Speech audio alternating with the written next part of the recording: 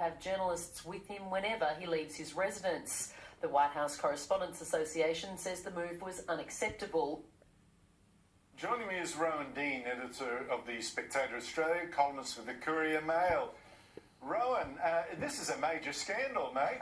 Here is Donald Trump not inviting the media to watch him eat so they can make other comments about him being a pig at the table or not passing the salt or... What is this?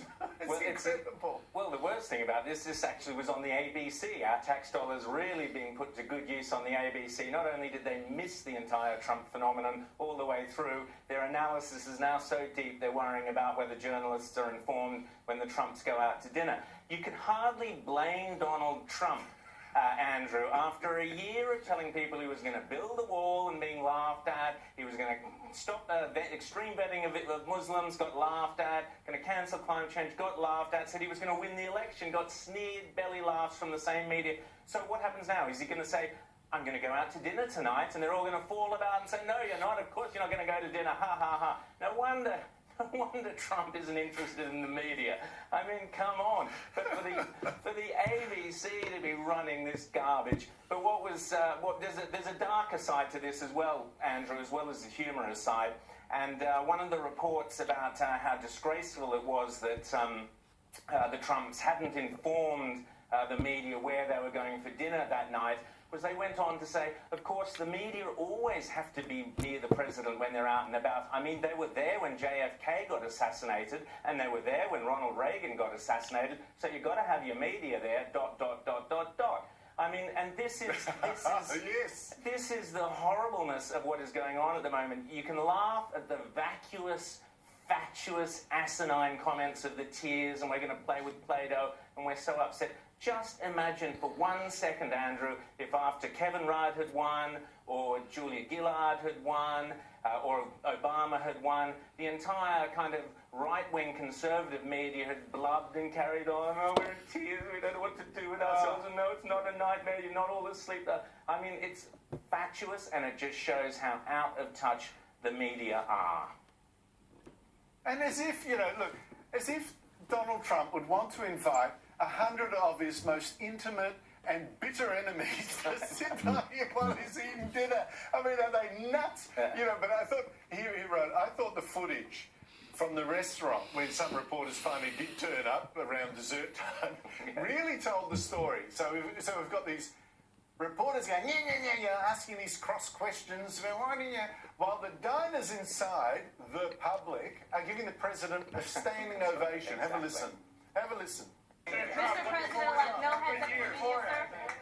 Mr. President-elect. Mr. President-elect, no heads up for the media, sir.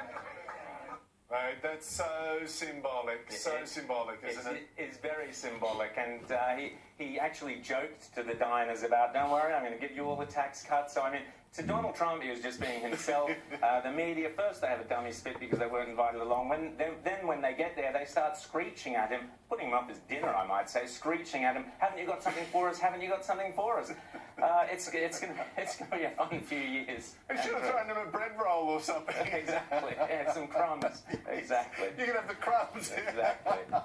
Honestly, this is so pathetic. And I think the public is really getting such an education into the media, where it is, the bias, the malice, the tantrum, the childishness of it.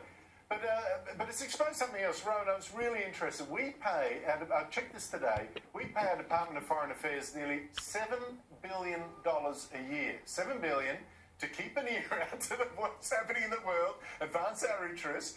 But somehow, Rowan, when the world's biggest superpower, our biggest ally, elects a new president, no one in the government's got his phone number. They're all going, I thought you had it, And the Prime Minister has to get it from golfer Greg Norman. Here he is today trying to laugh it off. Have a listen. In diplomacy and politics, you use lots of networks. And all I can say is we have great networks, great connections, and Greg Norman is a great Australian. We have many means of communicating with and connecting. Life is full of networks. So, Rowan, is this a triumph of networking, or should Greg Norman be our next ambassador to the United States? Well, it's ludicrous, and well may Malcolm Turnbull try and laugh this off. But let's get real here. Gareth's Gazebo, it's called. It's the Department of Foreign Affairs in Canberra. I've been in there. It's like the gaudiest, worst Gold Coast resort. In fact, that's being unkind to Gold Coast resorts. It's this hideous, overblown marble corridors of things.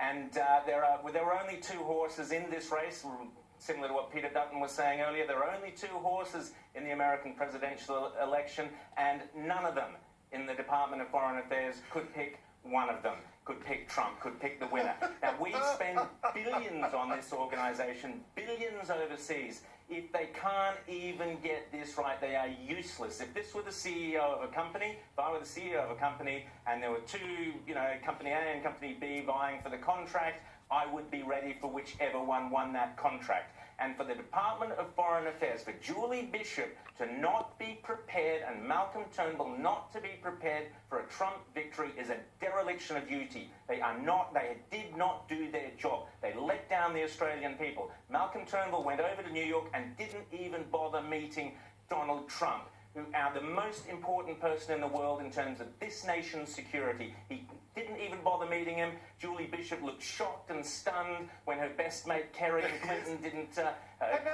win.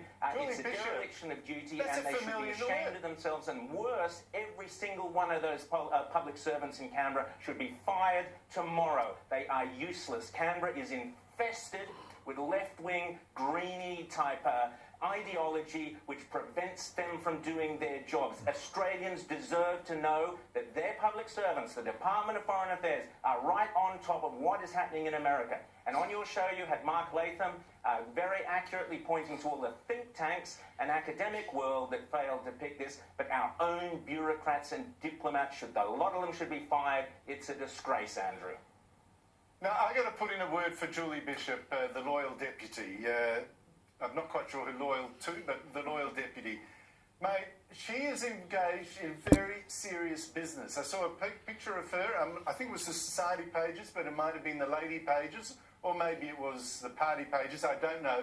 But she was posing with Prince Playboy of Monaco. What's that guy's name? Prince Playboy, that'll do. That'll do. At this global warming conference in Marrakesh. That's important stuff. She hasn't got time to be talking to anyone in the camp of the next president of the United States, well, mate. This just underlines how dangerous this is and the negligent way in which the Liberal Party, the government, forget Labor, they're a joke, but the government approached the election of Donald Trump. She and Josh Frydenberg, remember that old Crosby, Stills and Nash song? Don't you know, we're on the Marrakesh Express, all aboard the train. They've headed up to Marrakesh on the Marrakesh Express, on the gravy train, billions of Australian dollars being thrown around on climate change, when for the last 6 months, the man who is now president has said he does not believe in climate change and he will not ratify the Paris agreements. Our strongest ally,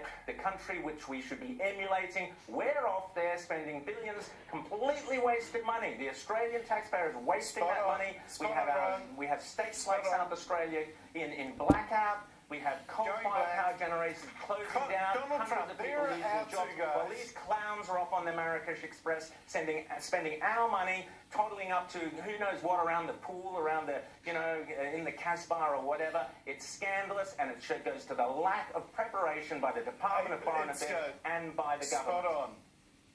Got to go, but absolutely what they should be doing is not whooping it up at Marrakesh, but saying to that climate treaty that they're all yammering about and never happen anyway. Tear it up. Enough. Mate, thank you very much. Got to go. See you, Andrew. And we'll have the panel next. Did Anthony Albanese just send